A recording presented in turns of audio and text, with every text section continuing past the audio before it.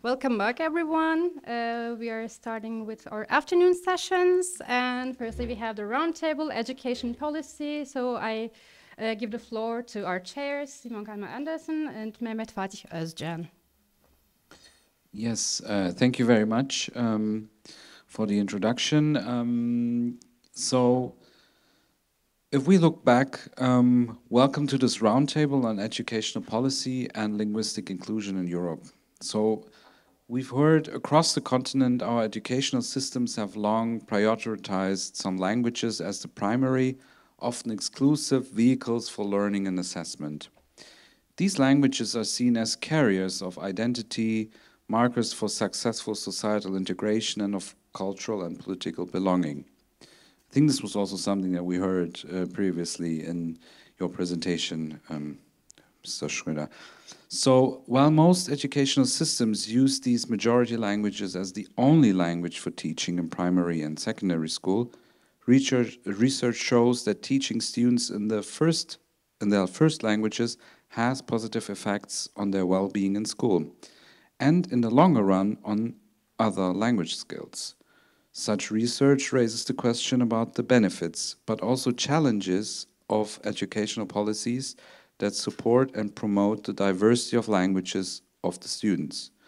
So here we talk about heritage languages, family languages, or regional and minority languages in the European countries. As previously mentioned, Europe's linguistic heritage and reality is much more diverse and constantly evolving. So languages such as Turkish, Arabic, Kurdish, Farsi, Romani, Ukrainian, and many others are spoken by millions of people living in Europe on a daily basis. They are central to family life, community bonds, and manifold cultural expressions. Yet in schools, particularly in the classroom, they mostly remain invisible, marginalized, or treated as obstacles rather than assets. This tension between educational policy and lived multilingual reality shapes educational inequality and social belonging. Yes, and so in this panel, our job is not just to describe these gaps, but also to discuss policies that can change the way things are working today. So we would like to discuss questions like what would it mean to recognize all students' languages as valuable assets in a globalized world? What models of teaching, training, curriculum design, assessment, and extracurricular cooperations could move us in this direction? And how can policymakers support such change? So our roundtable here is structured to first discuss some selected issues in the panel, and then open the floor to the audience afterwards. And we would like a broad conversation that remains both critical and constructive, generating ideas for real exchange. So now we invite the roundtable participants to contribute to the theme on multilingual educational policies with your knowledge and experience, introducing new angles or commenting on some of the issues that have been raised. So basically, I would just start with the first bullet point that we just thought could be an interesting aspect, since it was also the title of this today's event here. So when we look at defining European languages, I put it in marks in policy frameworks. So when we have the first question, I would just open up to the panelists here.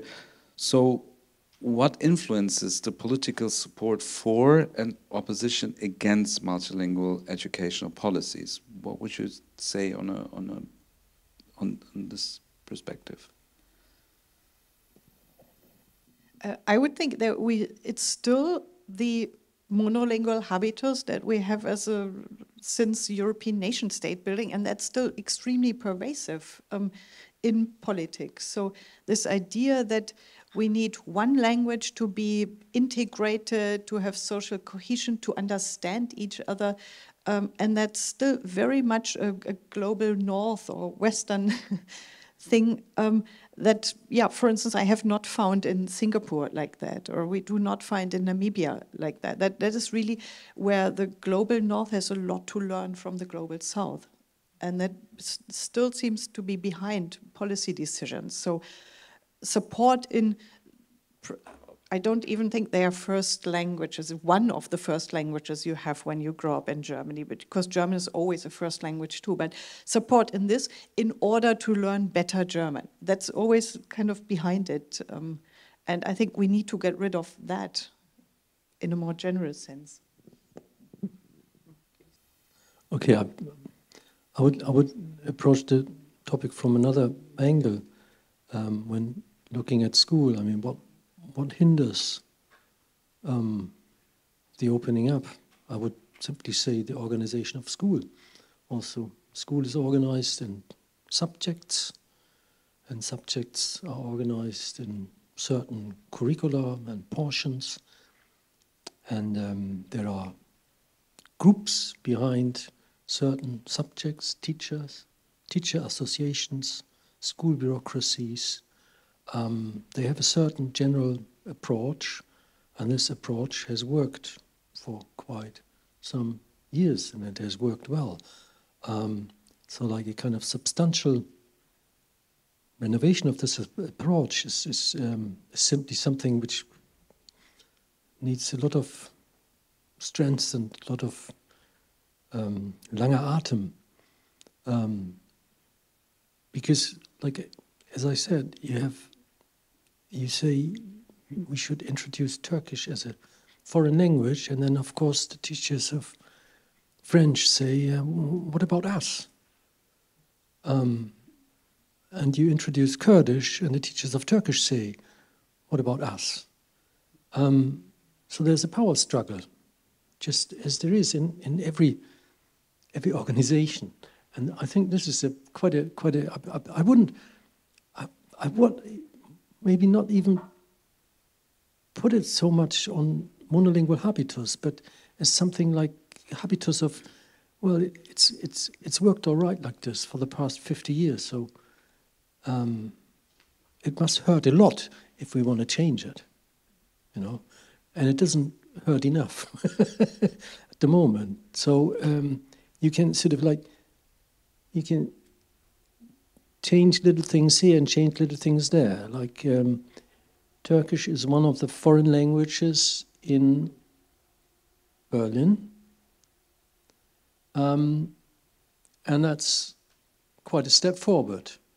It's one of the foreign languages among which pupils can choose, and a school has to provide if there's enough pupils, and also if there's enough teachers. There's also, like at the FU now, been established a department for Turkish teacher training.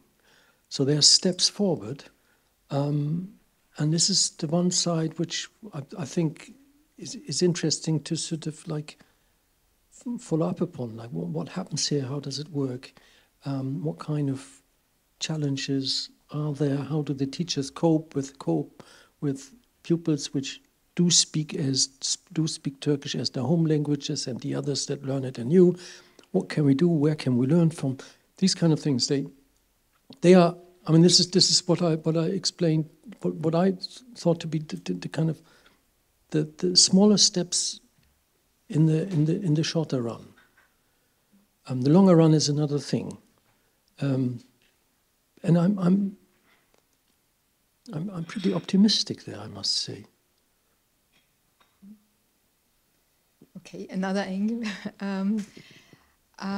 The question was about political influence, and I look at it in terms of creating opportunities or not creating opportunities. And it seems to me that European national states are less willing to create opportunities for linguistic diversity in the last years at least, and more focusing on making monolingualism a reality, a discriminatory reality. To give you an example, parents are punished if their children do not go to the summer school for those who do not learn enough German. This is a new law in Austria. They are punished up to 1,000 euros, which is really a lot. Or there are discussions started again that we didn't have for some years about banishing other languages than German from the schoolyard, for example. So this is popping up with the discourse that is becoming more focused on multilingualism. So I think at the moment, someone has said that there's a lot of energy needed to oppose this political influence. Times will become better, of course, but at the moment it seems to me if we want to foster diversity, we need a lot of energy from bottom up.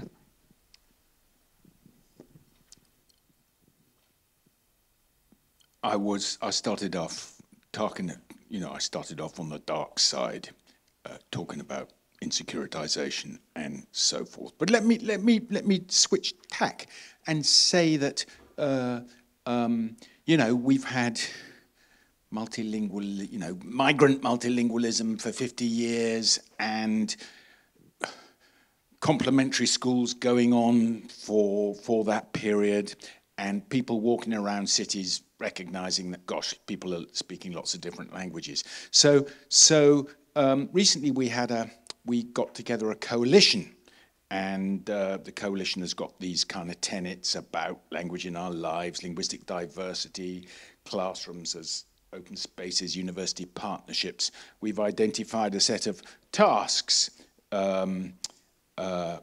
like taking action on policy. That's not saying very much, but reinvigorating models for language education, etc. And we have a whole load of signatories, and I'll just say, Association for Low Country Studies, Association for Language Learning, British Association for Applied Language, British Association for Lecturers, a whole list of signatories to our founding statement. And at the moment, we've got a great big curriculum review going on, because I think people recognise that education in England is a bit of a disaster area as far as those languages concerned, over-assessed, narrow, and so forth. And we got a lot of people submitted. They had 7,000 submissions, not on language, on the curriculum generally. And we did a review of 19 submissions about language. And we found an astonishing level of consensus or about the need for, thinking twice about subjects. Actually, maybe we need to be integrating sub-language areas, knowledge about language. Very high level of consensus in professional associations, university departments. And I think that our view is that, and the other thing that we're finding is, we've set up this coalition, and we say we're more a spirit than a structure, a cause rather than a committee. And we're finding that whenever we have a meeting, you get French teachers talking to EAL teachers, English and Additional Language, talking to the heritage language, and the synergies, the kind of excitement of discovery is extraordinary, really energizing. And I think that what we have to think about is just carrying on the struggle, and what are the arenas in which to do that? Well, there are things like subject associations. Subject associations are one important arena. The not-for-profit sector is a very important source of fighting the good fight. What else? There are a range of arenas and organizations. And so I think that I'm not sure that monolingual habitus captures it.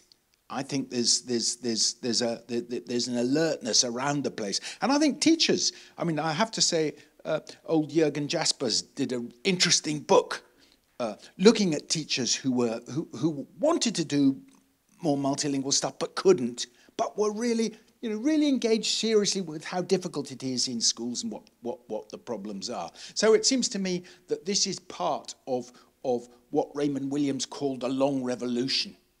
One step forward, 2 steps back, but you carry on the fight. And I don't think that we're falling on deaf ears talking about multilingualism.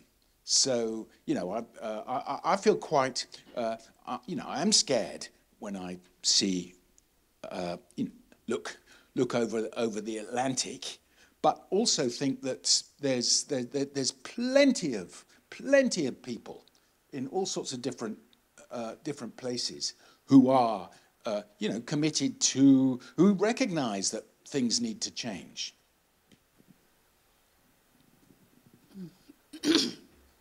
I will come back to the political aspect of language construct, and when we talk about defining language and in terms of language and policy in schools, I think the term seems clear, European language, but I think it's also contested, because when we want to, language is tied to history, tied to politics and power. That's how I categorize the process. And bringing in maybe a South perspective, if you look at the language construct in different African countries, is different. Maybe it's not the direction we have to talk about, but I just want to use that as an example. The categorization of language is totally different, because when we hear of languages, we don't hear of Africans, we don't hear of the Creole, we don't hear of those kind of language direction. We hear of English, German, French, because those are established European languages. But I would like us to think beyond that when we want to talk about the construct of languages. And if we see diversity as a strength, then we should start thinking of how we can open up in our schools and create different programs or create platforms where this diversity should be celebrated. I know at this time in Europe, when we have far right coming up, it's also something we should think about when we want to talk about diversity, when we want to open up a school for different languages, not just in the areas of project. It's a bit complex, but I also always want us to see it in those three-dimensional aspects, politics, history, and then power, in order for us to create great policies for everyone that lives in the environment that we call institutions where people take out knowledge from. Yeah. Thank you, Elizabeth. And I can maybe give an example from a research project that could also take us to the next theme, which is about student identities and belonging. So I was fortunate to be involved in a project that was initiated by the Danish politicians in the government. In the beginning, they wanted to do language teaching, but there was opposition from the right-wing party, so we could not do teaching in the language that the students spoke at home. It should be, we should develop a course on generic language understanding or comprehension. But then the power shifted a bit in the government, and we were then allowed to do this project where we should develop a teaching program in Turkish and Somali and Arabic languages for the students. And we tried to do that. We talked at that in the first session also about with language as an asset-based approach. So language was not seen as a handicap or a deficit to you, but an asset or an advantage. And we had to formulate that in very concrete manner. So one thing was to involve the parents in the teaching program. So the students had assignments taking home, talking with the parents. What are these words called in the language of the parents? Or what similar histories or narratives do we have, fairy tales do we have in our country.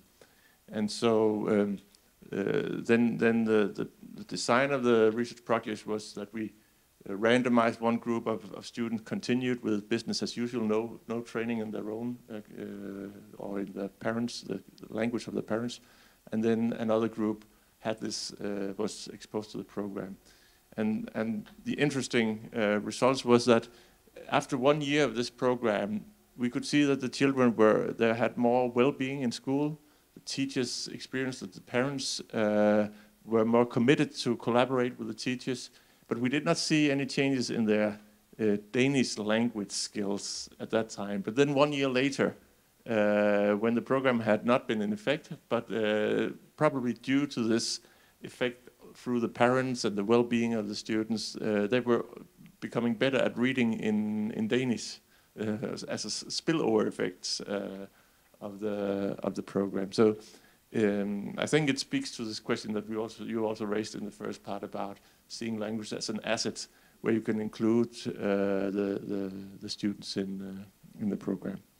So these are some of the questions for the next themes. It's like, what are these effects of multilingual educational policies on the students in a more broad sense in terms of their well-being, socio-emotional skills, and so on? How does neglect or recognition of heritage languages affect belonging? What evidence shows inclusion boosts academic success? And how can classrooms validate all students' languages? So these are some of the questions for the next part. Does anyone want to continue here?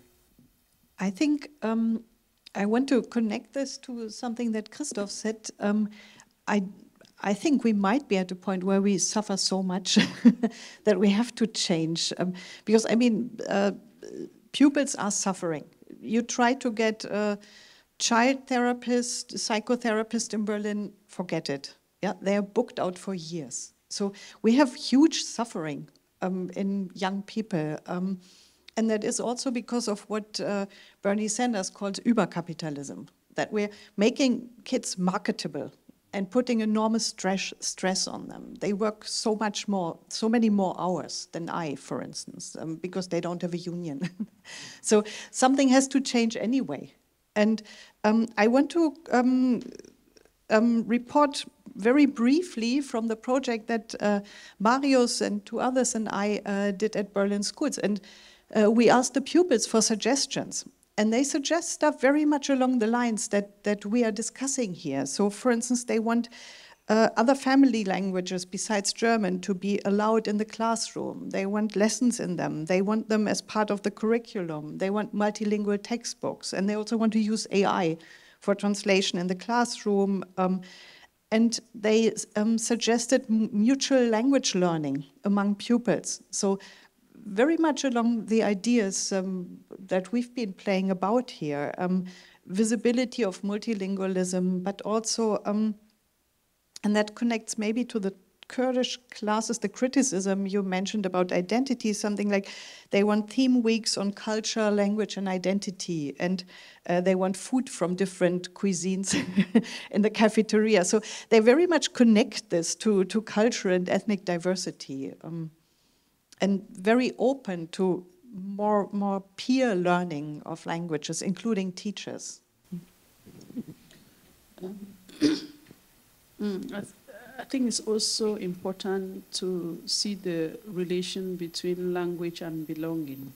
When we talk of heritage, language and belonging, I think it's also very important in the school system because once the language is being acknowledged in school, I think the students from this background, they feel also good.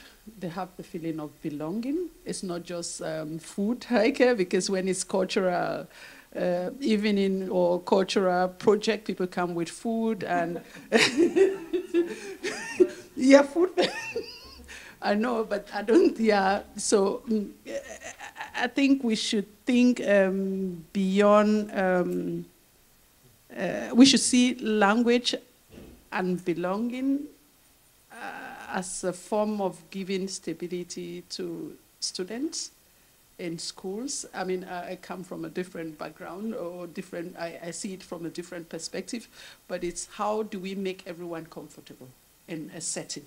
I think those are the questions we should be reflecting on. We want everyone to feel comfortable. We want everyone to have stable reasoning. What does it take to create that environment? Those are some of questions I have, like reflection questions that we can think about. And I also think once we tend to neglect certain languages, this can lead to the feeling of exclusion for certain students and shame or even disengagement from school life. So how do we make that setting comfortable? I don't have an answer to that, but it's also a reflection. Yeah. Well, I'd like to. I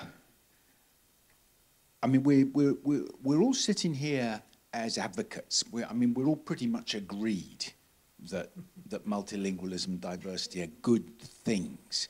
But I think we also, if you know, to strengthen our arguments, we also need to ask, for example, okay, recognizing linguistic diversity might be one way of countering the neoliberalization of the self, the Uberkapitalismus.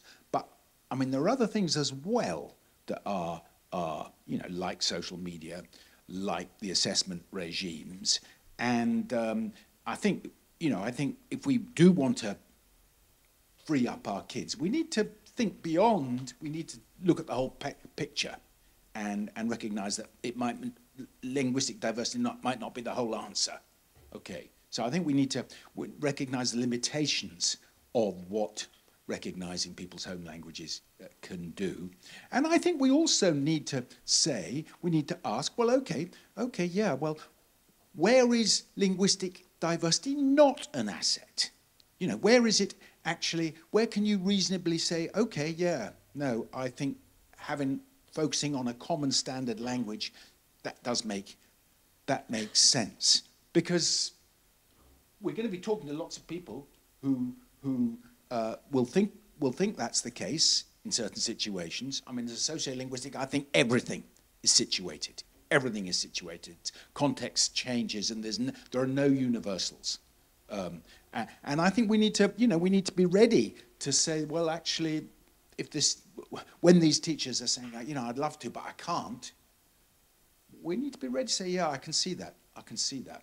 I can see that what you're doing is the best thing, manageable. Let's work from there. So I think we need to be nuanced in our advocacy, and it's by looking at the complications that we'll actually develop more persuasive arguments in the longer term.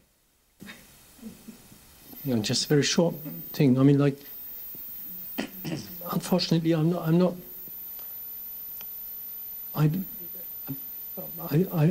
don't know much about best practice examples, and I'd like to hear some more. That's and also, like, on an international basis, we had it in the discussion before the lunch break. Examples from South Africa. Examples of language lessons, which, first of all, were not monolingual and did not sort of put the proficiency first, but started from where the pupils stood with their languages and what they wanted to do with their languages, and tried to sort of develop that. And I don't know much about examples, but I'm very sure they exist, and I'd like to learn from them. My part, I have one example. It's not the solution, not at all, and I still agree with what you say. We have to recognize that multilingualism is not always the situated good practice, of course.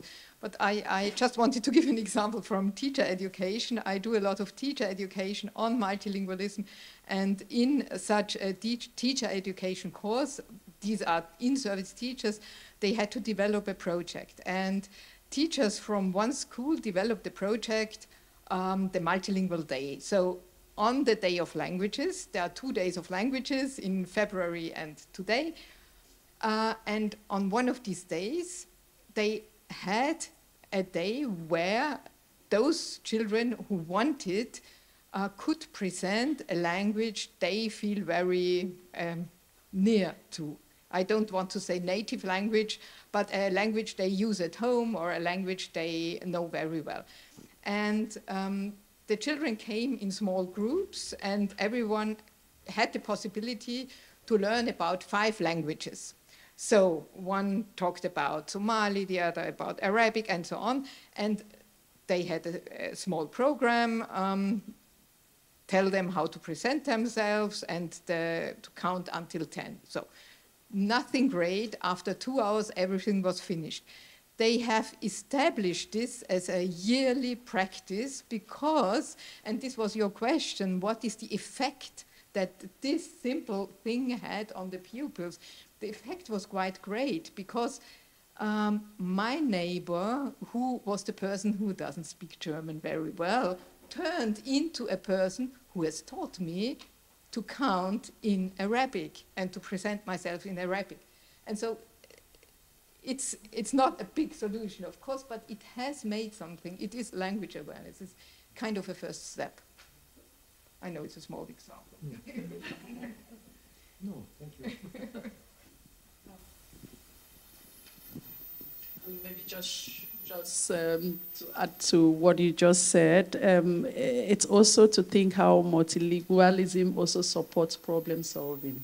You just mentioned how you can learn from your neighbor and this, because it also helps, you know, take a situation that you cannot really communicate in the language that is being used in school and you really have something to contribute.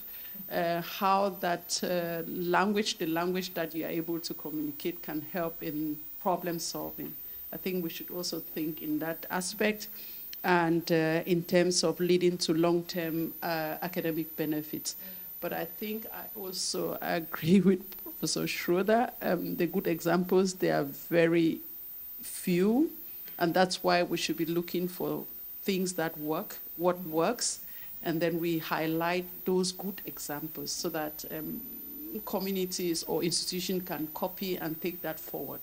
Because we are really like at a crossroad that there are so many things coming up, concepts, problems, political situation. So how do we highlight the things that really work?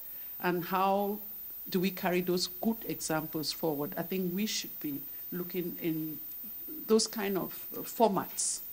Yeah. We have materials for teachers that we developed in cooperation with the Berlin Senate, and we have a lot of such modules.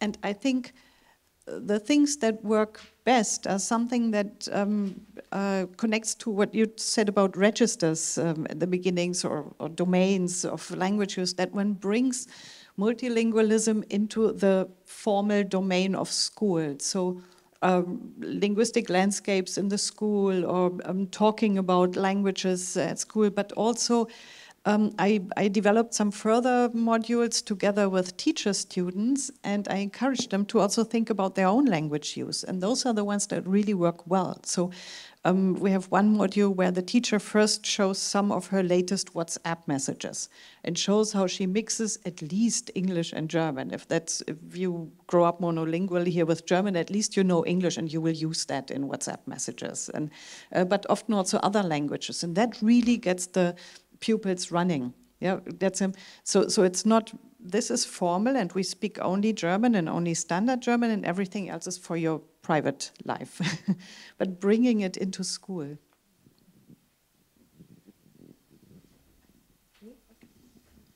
I mean, I think there have been lots and lots and lots of examples of people local initiatives, people doing small-scale initiatives. But the problem is sustainability. The problem is sustainability. And my question is, what about the structures? Okay, you might get a good, willing, engaged teacher with a class who reads and has got some friends and does something really great. But what are the structures that are needed to, to take this further? Well, I mean, presumably, Heike, you've got a university. That's great. You've also got a Senate that listens, so can we do a structural map of the kinds of thing that allow us to kind of scale things up a bit, so that it's not just somebody swimming against the tide under their own initiative while they've got the energy before they burn out? Yeah, and along those lines, one specific question could be about teacher training, because we experienced that in the project I mentioned before, and in Denmark in general, we have a lack of teachers with teacher training already in general. And then if we also think about teachers who would be able to teach in or communicate in a diverse set of languages, that's even more difficult, and that was a huge practical barrier we saw there. So do you have any ideas about what type of teacher training or after teacher training could help a more structural scale up of these, so it's not dependent on single teachers doing wonderful work, but actually something that could be scaled up and work in a broader setting? I think there are several, from my experience, there are several aspects. So one is, it must be, we developed our stuff together with teachers. So we got a lot of negative feedback at the beginning and positive later, and they tried it out in class. And we realized a lot of the terminology is just too linguistic, and we hadn't thought of that. But it must be easily accessible. So this is online for free. And most importantly, it must make teachers' lives easier, not even more difficult, because they usually feel overwhelmed already. So we developed something that in German I would call the Rundum-Sorglos-Paket, so all-inclusive.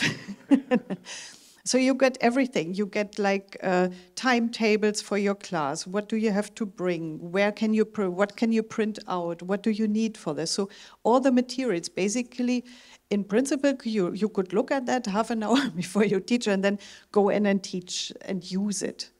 Because teachers, is my experience, are always looking out for interesting materials. They just don't want to have to do a lot of additional work on top of what they are doing already. So when it's really easy and already processed for class, the way teachers want it in their format that they are used to, then it will be used. So our stuff is being used a lot. No, I just but yeah, that sounds great, Heike, but now let's hear about the struggles and what you had to fight against and what obstacles you had to overcome to do that. Giving good examples of good practice, are we superheroes, or what are the constraints, what are the possibilities? Can I do it, and why not? So one, yes, I am a superhero, but since you're asking. The struggles were to find teachers who are willing and have enough time to work on this with us. So that was the major struggle. And we did 99% of the work, but it was still getting the teachers to use it in their class, to meet with us, to respond to an email. Not because they are lazy and not interested, but because they have so much going on. Especially in a city like Berlin, there's always a project. So that was, if it was possible to tell teachers, you get half a year off. Come on, half a year, what's half a year among friends? And to do this, then it would be easy. It's the time resources of the teachers. That was our major struggle, nothing else really. On our side, we got money for that. We got funded as part of a CRC. We had fantastic PhDs. We had great student RIs, RAs. Yeah. So there was nothing else that was a problem. The Senate supported us. Okay. 2 examples, no money, no superhero. It was just a classical course. Pre-service teachers have to attend a course on language education. And in this course, now it's we, because several people do it the same way, we want to bring them different, also linguistic perspectives into it. So we read bell hooks, Teaching to Transgress, and then they talk in different varieties, styles, dialects, and at the same time they also hear different languages, varieties that they do not understand, but they learn to listen, they learn to open their ears. And I think if you want to change them or help them to develop in a certain way, you must make them feel how it is to learn multilingually. So this is an example that was easy, and from the feedbacks we read that it has transformed something in them. Second example, also, it was quite easy. 2015, the big crisis of humanity, many young people came and they had stopped school from where they came. And there was an initiative at the university, the Children's Club, who said, okay, let's create spaces for them where they can learn. Okay, they did that, they got rooms, and then they asked me, but you have teacher students, couldn't they maybe learn with them or support them? And we thought, great, this is a space for teacher professionalization. And from that day on, we started a cooperation that lasts now 10 years. At the beginning, it was like, oh, I was glad. It's the first time I have seen a refugee. To now, when they really engage in learning with people who share other histories. And I must say, this is something that has changed now the perspectives of, and this is about scale and sustainability, of 1,600 future teachers. And I really hope that many of them do not forget what they have learned. I don't go into the details, but this is really something that has developed like that and is sustainable. I mean, so we're really getting more of a differentiated, picture now, which is great. I mean, so we've got kind of 3 levels of being able to implement this thing. On the one hand, having PhD students money, like you had, Heike, and doing a wonderful set of materials, the ordinary standard teacher training class that was your first example, and then the second, being alert to university initiatives, university moments as another. So all of these are kind of, if you're nimble, or depending on your resourcing, different possibilities. And I think that's a useful range of kind of people to think about and imagine what their situation is and which of options like that could work. Yeah. No, maybe just shortly. Yeah, curriculum is always good. The question that I have is how often do these curriculum get re-evaluated or reassessed to have a better picture of the things that are not working or the things that are. I mean, I know money. It's always, but it's just a question, because if we want to talk about successes in a space like that, we should be able to look at the curriculum and look at the changes in the society. Because if we look at let me say Germany, the change in the population, the change in the school setting, how do we reassess our curriculum, and how do we re-evaluate our curriculum to make it a better one for everyone? I mean, I'm more into questions and answers. Sorry, but that's really good scientific method. I mean, we need to look at failures. We need to look at failures too, and take a good close look at not just celebrate, but analyze failures. Yes. No worries. So I think we touched a lot of, or we discussed some of the topics that we pre-organized before, but we would like to also open up the floor a little bit for the Q&A from the audience, so that we have enough time to pick up all your questions as well. So who would like to begin? Hi, Janet Fuller, University of Groningen from the Netherlands, so bringing in the neighbor's perspective. I kind of wanted to go back to the first thing that Heike said about the monolingual habitus, which I think is quite relevant, and kind of combine that with the policy thing. So I think there's lots of communities practices and especially grassroots projects where we see can create monolingualism, but one thing we know doesn't work is forbidding people to speak other languages and having monolingual policies in schools. So is that something that can be addressed? Can we make no monolingual policies? And yeah, I mean, I suspect this would be unpopular in many sectors, but how do we approach that level? Because we know that that's something that's detrimental in the schools. Reminds me of a slogan we had at the time: Sprachenverbote gehören verboten. Everybody has this. Maybe I can just give a little short example on this one. Although I promise not to talk about Berlin, I just try to focus on the European perspective. But now I have to take a Berlin example in this case. Since we have this concept to promote multilingualism in Berlin schools, I've recognized that a lot of teachers or future teachers or even students came across this concept, and they used this as their tool to stand for their right or their wish to be taught or to learn or to be multilingual in school. I think this just little pamphlet, I mean, I don't know how many pages, it's 15 or 20 pages, but it kind of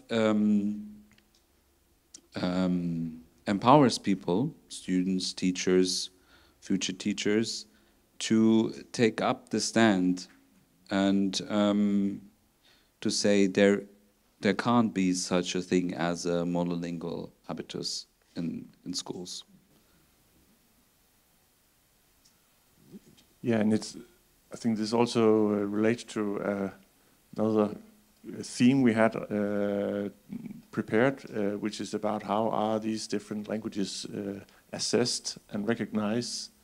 We talked also about it a bit during lunch, both what's the influence of the majority language, if you can say so, in the way that students get grades and test scores in school, but also how can you assess, have models that assess and value other languages spoken by the students.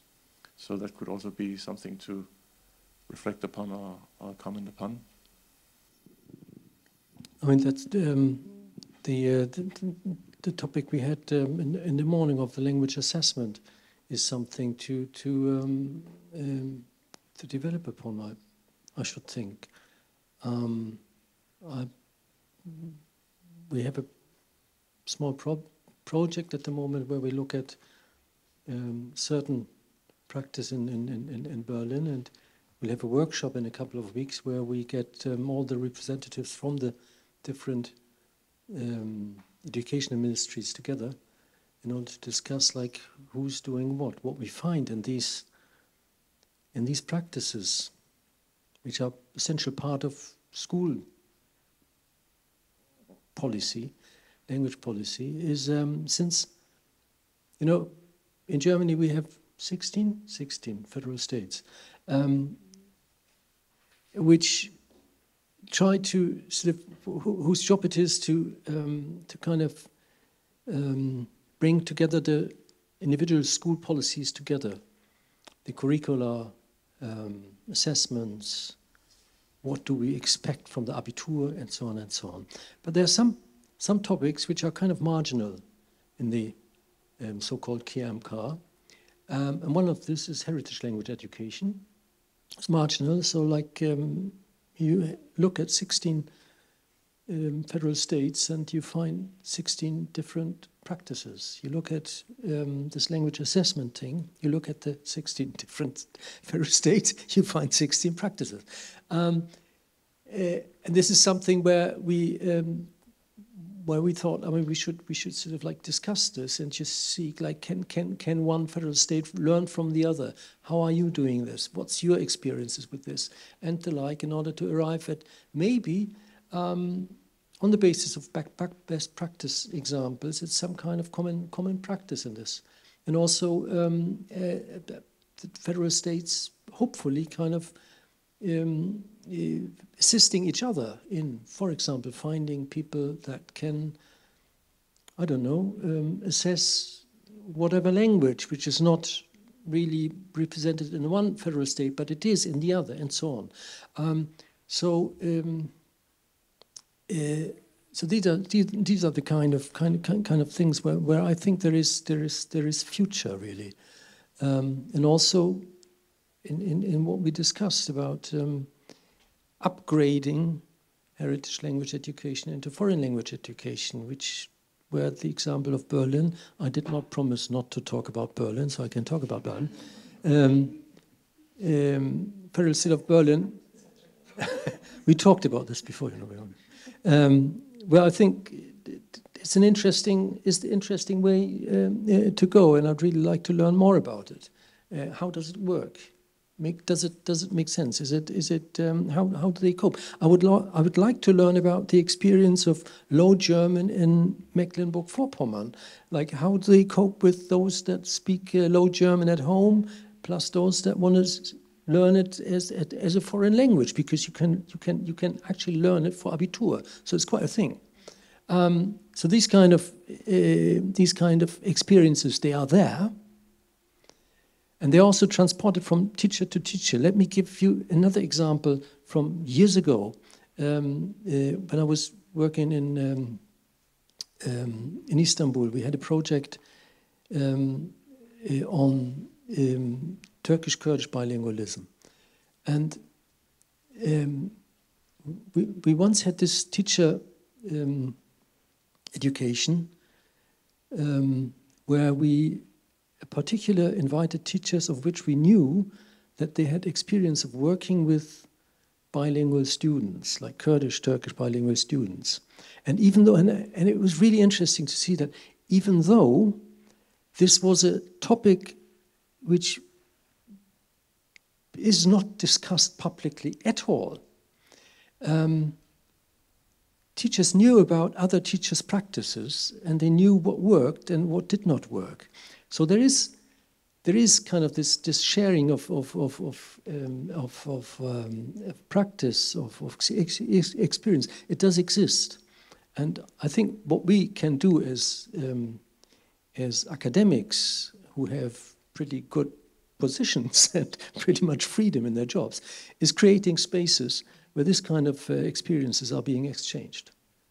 I just wanted to say something. I have 2 points to make. I'm Marco Santello from the University of Turin, Italy. The first one has to do with what's just been discussed, the idea of harnesses other people's experiences in order to understand what to do. Obviously, each context is different, so we need to take into account the specificities of each context. But it kind of, listening to this, I wonder to what extent are we taking into account examples such as those in South Africa. And I was thinking about myself. I did my PhD in Australia, finished it in 2013. And I remember during that time, it was compulsory at the University of Sydney for any person wanting to be a primary school teacher to take multilingualism in schools as a subject. You couldn't possibly graduate without. And this was 15 years ago, more, something like that. So I'm saying this because there are many countries around the world where these kinds of aspects have been trialed out. And so and I think it's, for me, working at a university, of course, our job is to bring results and evidence for teachers to be able to understand what's going on. So, and I guess colleagues in Australia would be doing exactly the same. This ties into the second point I wanted to make, which is related to multilingualism more at large. We were saying before how, for example, showing supposedly monolinguals that they use different registers, for example, can include them. And I believe it's absolutely true. However, as we very well know, in school, there's a lot of prescriptivism. So the idea that you should use a language only in a specific way and everything else is not very good. You can do it elsewhere, but not here. When I grew up in Italy, I remember at home, my parents were speaking Venetian and I was speaking Italian almost all the time. But of course, being a bilingual situation, sometimes words will be normally code switched or mixed. And I remember my teachers in primary school correcting me and saying, no, that's not the way you say it. That's the other way around. Of course, they were Venetian speakers themselves. It's not that these people were just, didn't know the language. Just thought the best possible education was purified of any influence of Venetian. So what I'm trying to say is that there's, in teacher education, even those who are not necessarily involved in multilingual education, there's a kind of an underlying level of normativity which needs to be put into dialogue with the evidence, right? So is that word actually wrong? And to what extent is this wrong? Et cetera, et cetera. Just a dialogue. I remember, I'm going to finish up. I remember some colleagues at Leeds where I used to work before doing work, for example, with bringing in northern varieties and in England, for example, and so not stigmatizing the accent and so on and so forth. And so they do this kind of work connected to social class specifically, because as you probably know, in England, this is an important social category. And I remember talking with them about this idea of being in dialogue with the teachers. That's what I think also Ben was trying to say before. It's like this idea of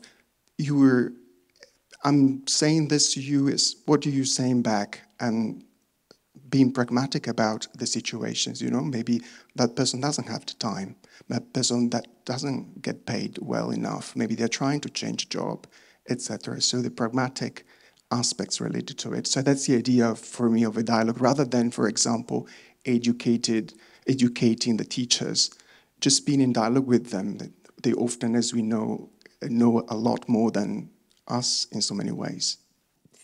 For me, there are two important points about multilingualism. One is that it is a very dynamic reality, so it's very difficult to create a system because the variety is too big.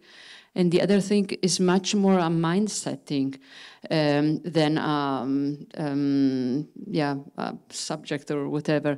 And when I try to explain to people in Italy I'm working with multilingualism, they say to me, "Are you teaching Italian?" And I say, "No, actually not."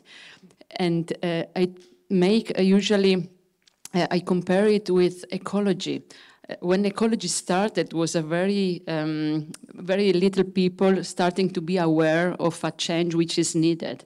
And I find that multilingualism is a bit the same.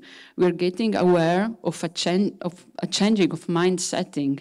So it's going to take a lot of time to change that. And I think that everything which goes in this direction is good and is going to have an effect. And we also make mistakes. But I think that's normal. So I think we have to be patient also with that. Thank you. So it touches upon the subject on what is regarded right and what is regarded wrong, not only at schools, but also in families and in society. So I think such oppression or this monolingual mentality leads to such oppressions and linguistic insecurities in people. So they hold back from speaking their first languages or family languages. And I think that's why beyond teacher education, we also need transfer and outreach activities to explain people why it is important, why multilingualism is an asset. And also, I think we also need the cooperation of schools, or so the education system, with local communities and organizations such as migrant organizations or family communities, so parent communities, basically. So not only the policy change, but also we need societal education in this sense. So I wanted to add. Well, can I kind of come in on both the question of dynamic systems and normativity? Undoubtedly dynamic, and lots of really amazing kind of creative projects done in schools and in community context. Amazing video material, fantastic. But we are talking about schools, and schools do assessment. And I think in the UK anyway, in the discussions of multilingualism, assessment is a villain. Assessment is a really bad thing, and it's actually stereotyped. And a colleague of mine started talking about assessment literacy. I mean, assessment can take many forms. Assessment can take many forms, and one of the things that we may be doing in our coalition is to seek to open up assessment, so people have a more elaborate vocabulary for talking about assessment, having an ability to use assessment creatively. And I think that's,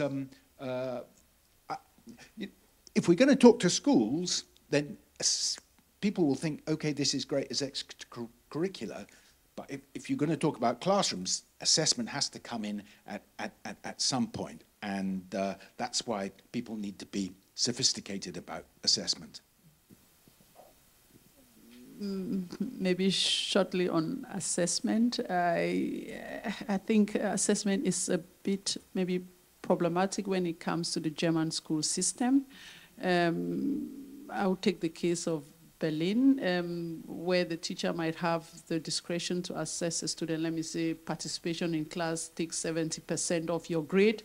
So if that assessment is not standardized, how do we then get good results? It's a good thing, but on the other side, we have to think how to standardize assessment. When you look at the school system, and if we have 16 federal states, and then all these 16 states, they have different ways of assessing students, especially when it comes to language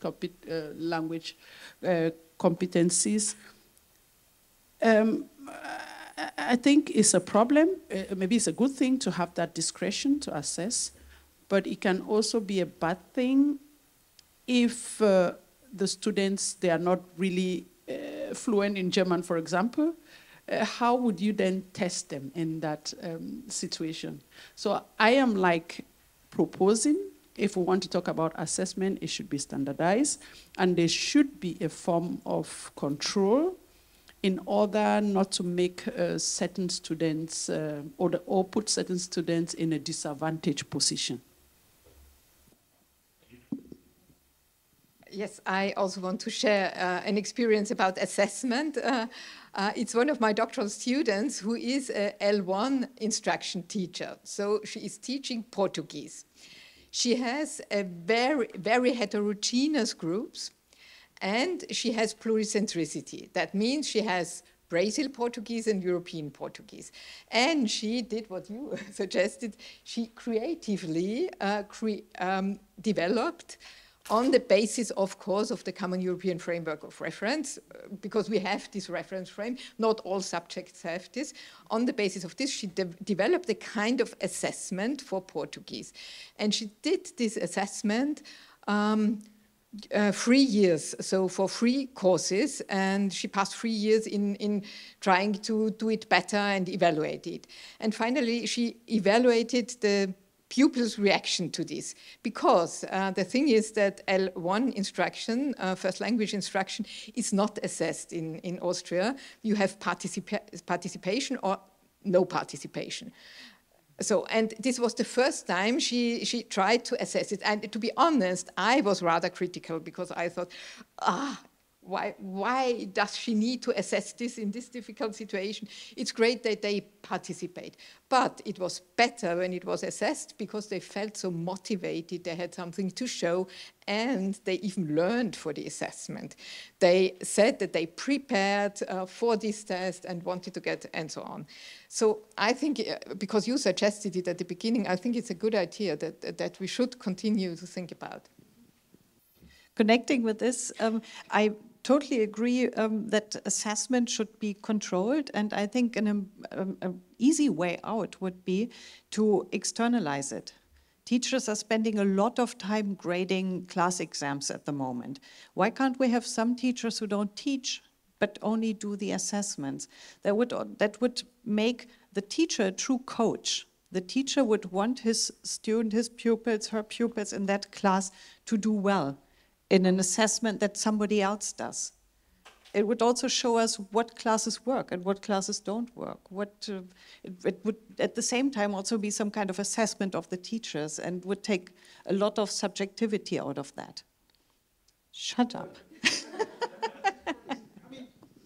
It depends what type of assessment you're talking about. I mean, that may be right for summative assessment, but there's also formative assessment. There's peer assessment. There's a whole range of different assessments that can form part of pedagogy, part of the curriculum. And I think we need to consider these. Peer assessment, that's also normative, but the norms are formulated, in the peer group, in the class, and that's potentially important. And I think, I agree with you if we're talking about end of school kind of summative assessment, but I think we need to think of assessment as a complicated practice that deserves a complicated discussion. Just looking at the clock, are there any questions from the audience? If there aren't any comments from the panelists, we would like to thank you for your comments, for all your participation and all the aspects. I think we put together a lot of different aspects here in this first panel. I think it was really interesting to see that basically the moment of change is not only from comparing the European perspective to the perspective on the other side of the Atlantic, which could be also a very positive moment for Europeans or the European perspective to see that all these different languages that are floating in and around European countries, here in Berlin, somewhere else in Germany or in Denmark, and so on and so forth, leads basically to the necessity to have a stronger focus on multilingualism in schools, in public life, in the work environment, which basically leads from one step to the other. But I think it was also interesting to hear that we also have this aspect of power contestation in terms of what is established, what should be established. And also on the other hand, and looking at teachers and students, I think it was also a moment of shift or change to see that more teachers maybe enable their students to have a stronger voice in what they want to have in the classroom or in school, and which is also good for their well-being. So for all the linguistic assets and experiences they bring in, this could be also valuable for not only the student itself, but also for the others who are involved in everything. And we also seen that even the little examples where we can engage or enable teachers to focus on the different concepts that their students are bringing in terms of multilingual competences, and that we should also work with them together to make their lives easier. And yeah, I think we also had aspects on curriculum that was really interesting, and also in terms of very broad discussion on how to deal with assessment. And I would like to thank all the participants here in the panel. I would like to thank Mr. Andersen as well to co-chairing this panel, and thank you very much.